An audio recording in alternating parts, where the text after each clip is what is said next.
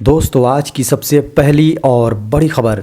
झारखंड के 4 जिलों में जल्द खुलेंगे मां का दूध बैंक। झारखंड के 4 जिलों रांची, दुमका, हजारीबाग और बोकारो में मां का दूध बैंक ह्यूमन मिल्क बैंक खुलेगा।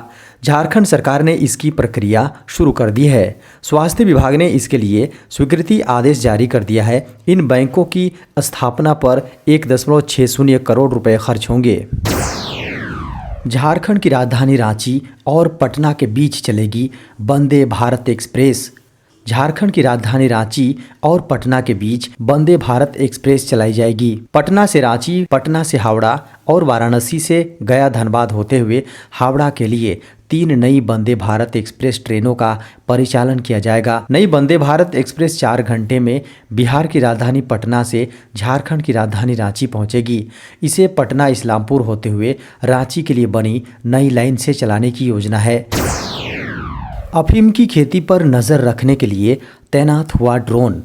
रांची और आसपास के इलाकों में अफीम की खेती करने वालों और उसके तस्करों पर नज़र रखने के लिए ड्रोन की मदद ली जा रही है। राजधानी रांची और आसपास के जंगलों और पहाड़ों के बीच बड़े पैमाने पर अफीम की खेती होने की सूचना के बाद पुलिस अलर्ट है। इस बार प्रशिक्षु आईपीएस अधिकारी के नेतृत्व में एक टीम का गठन कर अफीम की खेती पर लगातार नज़र रखी जा रही है। गृह मंत्री अमित शाह ने झारखंड में 450 करोड़ रुपए के नैनो यूरिया संयंत्र की रखी आधारशिला। केंद्रीय गृह मंत्री अमित शाह ने शनिवार को झारखंड के देवघर में भारतीय किसान उर्वरक सहकारी लिमिटेड के 450 करोड़ रुपए के नैनो यूरिया संयंत्र और टाउनशिप की आधारशिला रखी। यह भारत का 5वां नैनो यूरिया संयंत्र होगा। इफ्को के अनुसार प्रधानमंत्री नरेंद्र मोदी ने पिछले साल गुजरात में दुनिया के पहले नैनो यूरिया संयंत्र का उद्घाटन किया था। मुख्यमंत्री हेमंत सोरेन ने कहा, जन कल्याणकारी होगा झारखंड का बजट। झारखंड के मुख्यमंत्री हेमंत सोरेन ने कहा है कि झारखंड का वर्ष 2023-24 का बजट लोक कल्याणकारी होगा, जिसमें एसटी, एससी, ओबीसी, अल्पसंख्यक सहित सभी वर्गों के लिए कुछ न कुछ होगा। मनरेगा घोटाला मामले में आरोपी निलंबित आईएएस पूजा सिंघल फिर से भेजी गई जेल। झारखंड में निलंबित आईएएस अधिकारी पूजा सिंघल ने शनिवार को ईडी की विशेष अदालत में आत्मसमर्पण किया। आत्मसमर्पण के बाद पूजा सिंघल को जेल भेज दिया गया। दरअसल पूजा सिंघल मेडिकल ग्राउंड पर 1 महीने से औपबंधिक जमानत पर थी। पूजा सिंघल मनरेगा घोटाला मामले में आरोपी हैं। शनिवार को औपबंधिक जमानत की अवधि पूर्ण होने के बाद उन्होंने कोर्ट के सामने आत्मसमर्पण किया। केंद्र सरकार करेगी 38,000 शिक्षकों की भर्ती। केंद्र सरकार जल्द ही 38,000 शिक्षकों की भर्ती करने जा रही है। इसके साथ ही 540 एकलव्य मॉडल विद्यालय भी स्थापित किए जाएंगे। केंद्रीय बजट में वित्त मंत्री निर्मला सीतारमण ने इन बातों का ऐलान किया था, लेकिन शनिवार को झारखंड के देवघर में आयोजित विजय संकल्प रैली में यह बात गृह मंत्री अमित शाह ने फिर दोहराई। उन्होंने कहा कि इस बार के केंद्रीय बजट में 7 लाख तक की आय पर कोई टैक्स नहीं लगेगा। जेएसएससी में अनुपस्थित अभ्यर्थियों को दोबारा मौका देने का विरोध। झारखंड में 2016 से चल रहे हाई स्कूल शिक्षकों की नियुक्ति सरकार के लिए गले की हड्डी बन गई है। सुप्रीम कोर्ट के निर्देश पर झारखंड कर्मचारी चयन आयोग को 15 मार्च तक नियुक्ति प्रक्रिया पूरी कर लेनी है। इन सबके बीच झारखंड कर्मचारी चयन आयोग के द्वारा 25 जनवरी को पूर्व में 2 बार काउंसलिंग के दौरान अनुपस्थित रहे अभ्यर्थियों को एक बार फिर मौका दिए जाने के निर्णय का विरोध शुरू हो गया है। 27 फरवरी से शुरू होगा झारखंड विधानसभा का बजट सत्र। झारखंड विधानसभा के बजट सत्र शुरू होने के तारीखों की घोषणा हो चुकी है। झारखंड का अपना बजट 3 मार्च को पेश किया जाएगा। इसके लिए 27 फरवरी से बजट सत्र शुरू होगा। वित्तीय वर्ष 2023-24 के बजट के लिए यह सत्र आयोजित किया जा रहा है। बजट सत्र 23 मार्च तक चलेगा। सीएम हेमंत सोरेन ने कहा, ग्राम सभा की अनुमति के बगैर वन क्षेत्र में कार्य शुरू किए जाने पर करें विरोध। झारखंड के मुख्यमंत्री हेमंत सोरेन ने केंद्र सरकार पर राज्य के प्राकृतिक संसाधनों का दोहन करने का आरोप लगाते हुए लोगों का आह्वान किया कि ग्राम सभा की अनुमति के बगैर वन क्षेत्रों में यदि कोई गतिविधि शुरू की जाती है तो विरोध करें। सोरेन ने दुमका में अपनी पार्टी झारखंड मुक्ति मोर्चा के 44वें स्थापना दिवस समारोह पर आयोजित एक कार्यक्रम को संबोधित कर रहे थे। बजट के बाद अब गुटखा खाने वालों पर आफत, इस दिन सरकार ले सकती है बड़ा फैसला। बजट में वित्त मंत्री निर्मला सीतारमण ने सिगरेट पीने वालों को तो बड़ा झटका दिया ही था, अब इसी महीने गुटखा खाने वालों पर भी महंगाई की मार पड़ सकती है। दरअसल इसी महीने की 18 तारीख को माल एवं सेवा कर परिषद की बैठक होने जा रही है।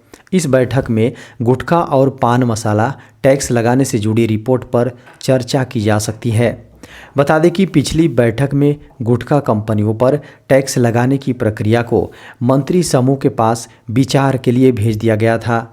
वित्त मंत्री निर्मला सीतारमण की अध्यक्षता वाली जीएसटी परिषद में राज्यों के वित्त मंत्री भी शामिल हैं। जीएसटी परिषद ने शुक्रवार को ट्वीट किया, जीएसटी परिषद की 49वीं बैठक नई दिल्ली में 18 फरवरी 2023 को होगी।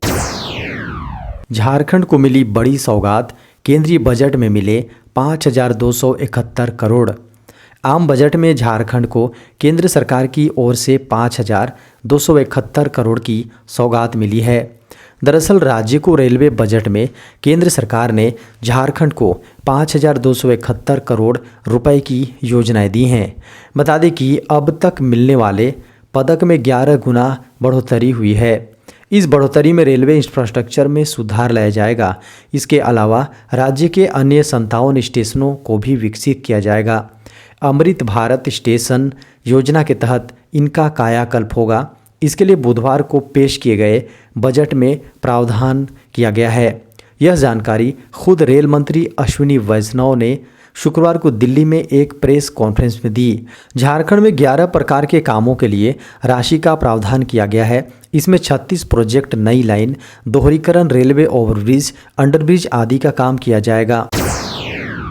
देश के कर्नाटक में तैयार हुई एशिया की सबसे बड़ी हेलीकॉप्टर फैक्ट्री। प्रधानमंत्री नरेंद्र मोदी 6 फरवरी को कर्नाटक की यात्रा करेंगे। वे बेंगलुरु में लगभग 11:30 बजे इंडिया एनर्जी वीक का उद्घाटन करेंगे। इसके बाद शाम 3:30 बजे तुमकुरु में बने HAL की हेलीकॉप्टर फैक्ट्री को देश को समर्पित करेंगे। यह एशिया की सबसे बड़ी हेलीकॉप्टर फैक्ट्री है।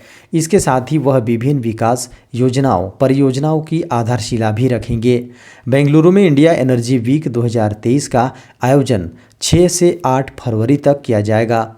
इसका उद्देश्य एनर्जी ट्रांसमिशन पावर हाउस के रूप में भारत की बढ़ती शक्ति का प्रदर्शन करना है। इसमें दुनिया भर से 30 मंत्री शामिल होंगे।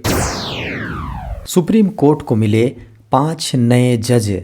सुप्रीम कोर्ट की कड़ी चेतावनी और फटकार के बाद केंद्र सरकार ने शनिवार को 5 नए जजों की नियुक्ति को हरी झंडी दिखा दी।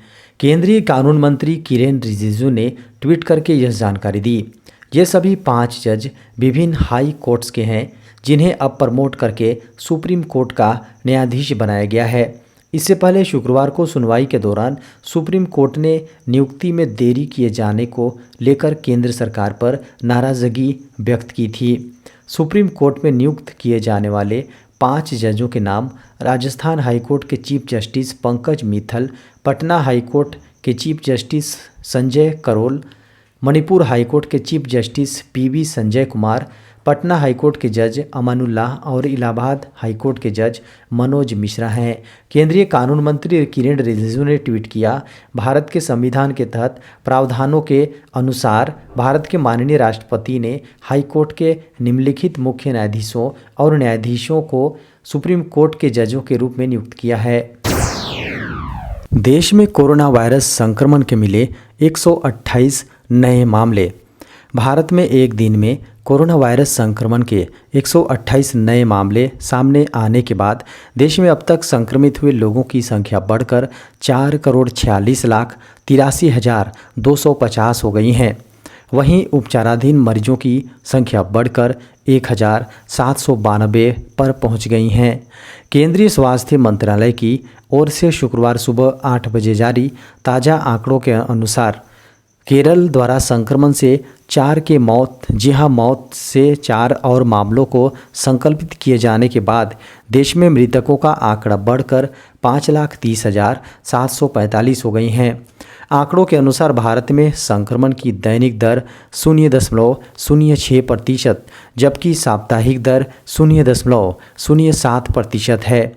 वहीं देश में कोविड-19 के उपचाराधीन मरीजों की संख्या बढ़कर 1,792 है, जो कुल मामलों का 0.01% है।